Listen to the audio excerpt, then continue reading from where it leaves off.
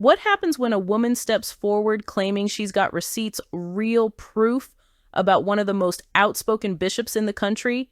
The internet explodes. This week, Bishop Patrick Wooden Sr. finds himself at the center of a growing storm as a woman goes viral saying she can back up every word with evidence. Screenshots, messages, even voice notes. That's what she claims to have. But what exactly is she accusing him of? And are these so-called receipts even real?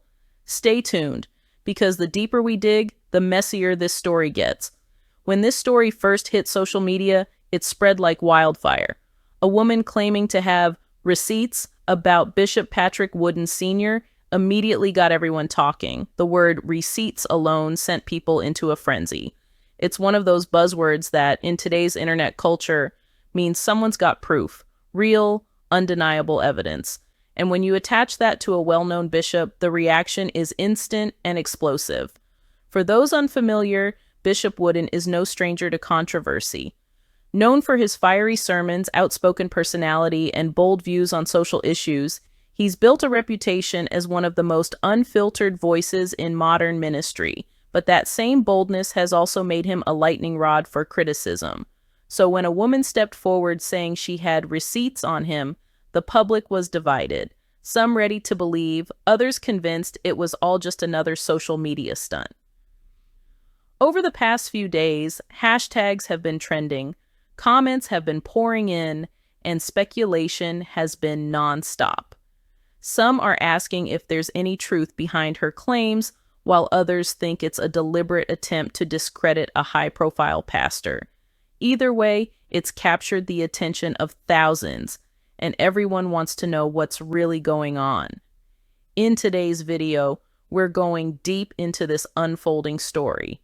We'll break down exactly who this woman is, what she's claiming, and how the bishop's team has responded so far.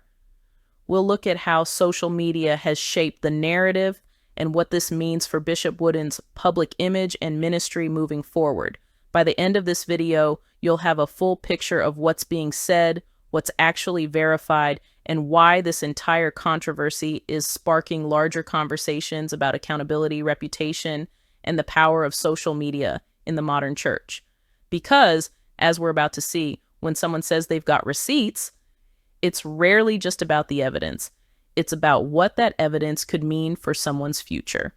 It all began with a single post, one that instantly grabbed attention across Facebook, X, formerly Twitter, and Instagram. A woman whose identity was initially kept private posted a short but powerful message hinting that she had receipts about Bishop Patrick Wooden Sr. According to her, she'd been holding on to some things for a while and decided it was finally time to tell her truth. That post alone didn't contain much detail, but the timing and tone made people stop scrolling. She used phrases like, "The truth always comes out," and "I stayed silent long enough," which are the kinds of words that light up the comment sections instantly. Within hours, screenshots of her post were being shared across multiple platforms. Gospel blogs picked it up. Reaction videos appeared on YouTube. Even church gossip pages started speculating about what these so-called receipts could be. But here's where it gets interesting. She didn't drop any actual evidence right away. No screenshots, no audio recordings, no names beyond Bishop Wooden's. It was more like a teaser, just enough to spark massive curiosity. And in the age of viral content, that's all it takes. Some people began defending Bishop Wooden immediately, saying he's always been targeted for his bold stances. Others demanded she show the receipts or stop talking. Then came those in the middle, the ones who said, "Let's just wait and see." By the next morning, her post had over 10,000 interactions, hundreds of comments, and was being reshared by accounts that typically cover celebrity drama, not church news. That crossover attention was the first sign that this story was spiraling beyond church circles. And then came her follow-up post. This time, she went live, saying she was tired of being painted as the liar and that she would reveal everything soon. Her live stream didn't last long, but it was enough to fuel more questions. Viewers claim she hinted at knowing personal details about the bishop and private matters that she said would shock the congregation. At this point, the narrative was spinning fast. People were clipping parts of her live stream and sharing them out of context. Speculation became the story. Every small quote was turned into a headline, and with no verified evidence yet, the entire situation rested on a single word: receipts.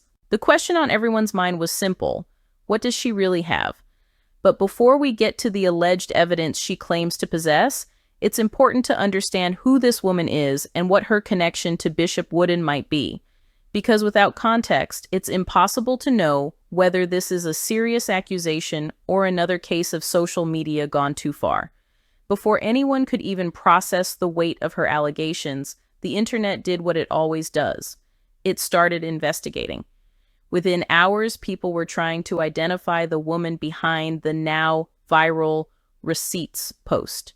Screenshots from her social media were being circulated, and while her name wasn't initially public, a few determined users managed to piece together clues from her older posts and live videos. According to online users and some archived social media activity, the woman appears to have once attended one of the churches associated with Bishop Wooden's ministry, or at least been a frequent online follower of his sermons.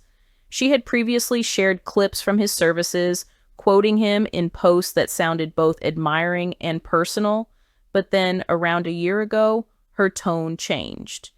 She started posting cryptic messages about false prophets, wolves in the pulpit, and leaders who preach holiness but live double lives. At first, no one connected those posts to anyone specific, but now, looking back, her timeline started to make sense to those following this story closely. It wasn't random venting, it was a buildup, a trail of frustration that may have led to this moment. Those who claim to know her describe her as bold, outspoken, and someone who doesn't back down easily. She's not a stranger to controversy herself, having previously called out other church figures for hypocrisy or mistreatment. Some supporters are calling her brave for standing up against what she describes as spiritual manipulation. Others, however, are calling her motives into question, suggesting that she might have a personal grudge or be seeking attention. Interestingly, in one of her older live videos, she mentioned feeling hurt by someone I once looked up to. Though she never mentioned a name, many now believe she was referring to Bishop Wooden. If that's true, it paints a picture of someone who once respected him deeply, but felt betrayed or disappointed. That emotional shift could be the root of why she's speaking up now. Adding to the intrigue, she claims to have reached out privately to members of the church leadership before going public. According to her, those attempts were ignored or dismissed. She says she was told to pray about it or let God handle it. Whether or not that's true hasn't been confirmed, but if it is, it could explain why she chose to take her story to social media instead of resolving it behind closed doors. Of course, with any story like this, credibility becomes the biggest question. Is she genuinely exposing misconduct, or is this a deeply personal issue that's now being played out publicly? So far, she hasn't released concrete evidence, no documents, no screenshots, no messages, only her claims that she has them. And that's where the tension lies. Because as much as people want to believe the truth will come to light, we've all seen how misinformation spreads online.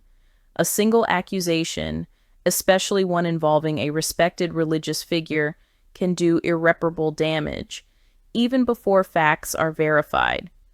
Still, there's something about her calm confidence that's keeping people watching. During her last live stream, she said, "When I show what I have, there will be no denying it. They can't silence me this time." That statement alone reignited the fire, pulling even more people into the conversation. Now, this is where things start to get even more complicated, because as the woman's story gained traction, Bishop Wooden's supporters and church members began responding publicly, determined to defend their leader and set the record straight. When the claims against Bishop Patrick Wooden began to dominate social media, it didn't take long for his supporters, both inside and outside the church, to step forward. Members of Upper Room Church of God in Christ, where Bishop Wooden has served faithfully for decades, began flooding the comment sections of various posts, defending him with unwavering conviction. To them, this was more than just another internet scandal. It was a direct attack on their spiritual leader, someone they consider a father figure in faith. Many of these church members posted messages emphasizing the bishop's integrity and years of ministry. They pointed to his long track record of community service, his advocacy for strong family values, and his reputation for confronting social issues head-on. One longtime member commented, "Bishop Wooden doesn't back down from speaking the truth. That's why the enemy is trying to silence him." Another wrote, "This isn't new. Every time a man of God stands up for righteousness, the devil stirs up confusion." The church itself, however, took a more measured approach. Rather than responding impulsively, leaders from within the ministry held a brief meeting before issuing a carefully worded public statement. The message, shared through the church's official Facebook and Instagram pages, emphasized unity and discernment. It read, "We are aware of recent comments circulating online. We encourage our church family and friends to remain prayerful, steadfast, and focused on truth. Bishop Wooden continues to stand firm in his calling and mission to preach the gospel without compromise." While short, that statement said a lot between the lines. It didn't directly name the accuser, nor did it threaten legal action, but it was clear that the church was not planning to let the allegations go unanswered. Behind the scenes, reports began circulating that the church's media and PR teams were reviewing the situation, ready to address misinformation if it escalated further. Meanwhile, Bishop Wooden himself continued his ministry as usual, preaching with the same fiery conviction he's known for. And for many of his followers, that consistency was proof enough of his innocence. Videos of his most recent sermons began circulating online with captions like, "The bishop's still standing," and "They can't tear down what God built." But even with his continued composure, not everyone was convinced. Outside the church walls, the internet wasn't ready to move on. The woman's claims had already reached blogs, YouTube commentary channels, and even podcasts that thrive on religious controversies. Some hosts began asking tough questions. If the bishop is innocent, why not address the situation directly? Others speculated that the silence might be part of a legal strategy. Adding another layer to the chaos, a few anonymous accounts began releasing supposed inside information, claiming to be from people close to the ministry. Whether these were real members or just opportunists chasing clout remains unclear, but their comments only deepened the confusion, painting a picture of tension and division that the church hadn't publicly acknowledged. Still, the majority of Bishop Wooden's supporters stood firm, echoing his teachings about perseverance in the face of trials. For many of them, this wasn't just about defending a person, it was about defending a symbol of faith and resilience in an age when public figures, especially church leaders, are constantly under scrutiny. And just when it seemed like the situation might begin to settle down, the woman came forward again, this time with what she described as evidence. Screenshots, text messages, and alleged conversations began circulating. But the problem? The authenticity of those so-called receipts was immediately questioned. That's when the story took another shocking turn, one that blurred the lines between truth, manipulation, and online influence. After days of speculation, the woman at the center of the controversy finally followed through on her promise. Late one night, she went live again, this time with a calm but assertive tone. Thousands of viewers tuned in as she began to share what she called undeniable evidence. The anticipation was palpable. Comments were flying across the screen faster than she could read them. People wanted proof, and she was ready to deliver. She began by showing what appeared to be screenshots of messages allegedly exchanged between herself and a person she claimed was connected to Bishop Wooden's inner circle.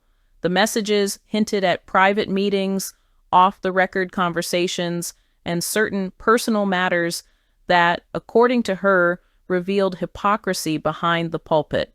She also claimed to have emails and voice notes that would expose the truth. At first glance, the screenshots seemed convincing to some viewers.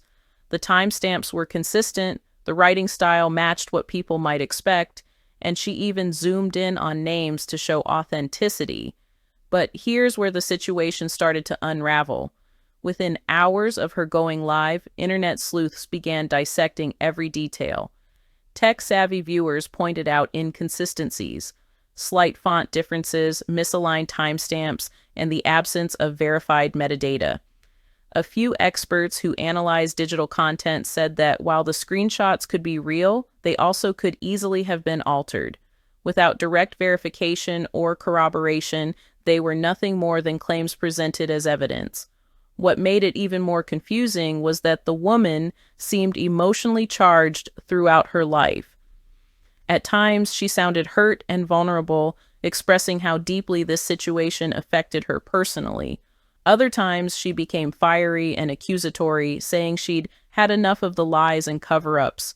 That emotional roller coaster made it difficult for many to separate fact from feeling. Meanwhile, several content creators began reposting segments of her video, each adding their own interpretation. Some said she was brave for standing up to what she called religious manipulation. Others accused her of defamation, saying she was damaging a man's reputation without presenting solid proof. Within 24 hours, hashtags like receipts on Wooden, church truth, and expose or exploit were trending on social platforms. But here's where things took a major turn. Fact-checkers began reaching out directly to the church and to individuals allegedly involved in the messages. None of them confirmed the authenticity of the screenshots. In fact, one member of Bishop Wooden's media team publicly stated that every single message being circulated is false, fabricated, and maliciously edited. Even more telling, some of the supposed message threads showed date stamps that didn't align with known events or sermon schedules, suggesting that parts of the content may have been tampered with. That detail alone caused many of her supporters to pause. The bishop's legal team, noticing how fast the story was spreading, reportedly began documenting posts for possible defamation claims. A spokesperson hinted that the ministry was prepared to defend its integrity through proper legal channels, though no official lawsuit had been filed at that point. Still, not everyone dismissed the woman's claims. Some continued to believe that even if the screenshots weren't airtight, they symbolized something deeper, that perhaps her story represented unspoken frustrations from others within the church world who felt silenced or ignored. That's why, even as credibility questions arose, her story continued to gain traction. In the days that followed, journalists from faith-based media outlets and online commentators began weighing in. Some emphasized how this situation highlighted the dangers of rushing to judgment in the age of digital scandals. Others said it reflected a deeper issue, a growing mistrust between congregations and leadership in megachurch culture. Regardless of which side you're on, one fact is undeniable. This single allegation, amplified by social media, has sparked a national conversation about truth, accountability, and the blurred lines between exposure and exploitation.